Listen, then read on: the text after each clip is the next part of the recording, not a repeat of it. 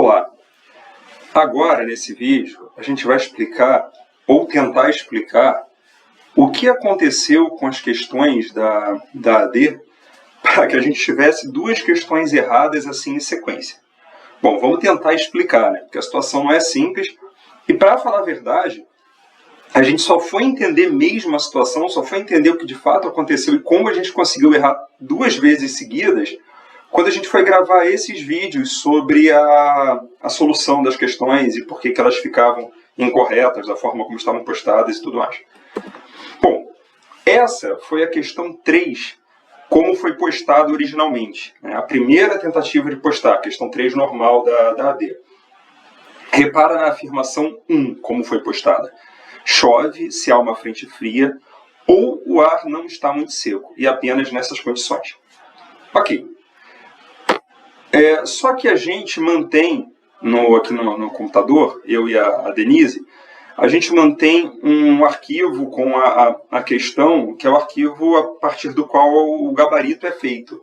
Acontece que nesse arquivo do gabarito, a afirmação 1 aparece com um E. Chove se há uma frente fria e o ar não está muito seco, e apenas nessas condições. Acontece que com esse E no lugar do OU, a questão fica impossível, e ela era impossível. Então, o que a gente fez? A gente encontrou esse E no arquivo do nosso gabarito, e pensando que esse E também estava na solução, na questão original, a gente leu a questão original e não percebeu que ela estava postada com o OU. Então, vendo esse E, que torna a questão impossível, nós anulamos a questão.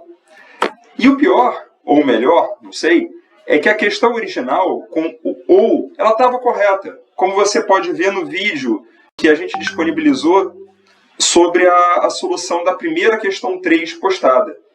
Ou seja, por um desencontro de versões, por nós termos postado um OU, sendo que por alguma razão no arquivo que a gente usa para fazer o gabarito estava um E, provavelmente a gente alterou a questão para postar a questão corretamente, 3, com OU, e esqueceu de fazer de repercutir essa mudança, de fazer essa mudança no arquivo do gabarito.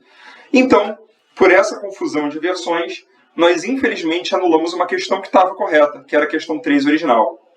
Droga. Bom, e o que a gente fez tendo anulado essa questão? Nós pensamos numa nova questão extra. Acontece que nesse momento a gente ainda não tinha percebido essa história do OU e do E. Para a gente a questão era o tempo todo com E, e estava errada e tudo mais. Então nós postamos uma questão extra pensando nesse E e alterando os dados do item B, C, D, para que ela fosse compatível com esse E e pudesse ser resolvida. Então a questão extra que nós pensamos estava correta. O problema é que a gente copiou a questão como estava na questão 3, porque a gente ainda não sabia que lá tinha um OU, não tinha percebido que lá tinha um OU, por mais que a gente tivesse lido e tentado procurar o problema. E nós postamos a questão extra com o OU. Acontece que a questão extra foi corrigida, foi pensada no E. E mais uma vez ela foi postada com o OU.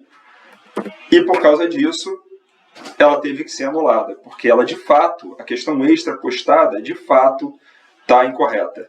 Bom, essa é a saga dessa questão, ou dessas questões, e uma explicação de por que deu tudo errado. Na verdade, a gente se enrolou com um E e um OU. Era E nos nossos arquivos aqui, que são usados para fazer o gabarito, que são usados para elaborar a questão, e era um OU na versão que foi postada.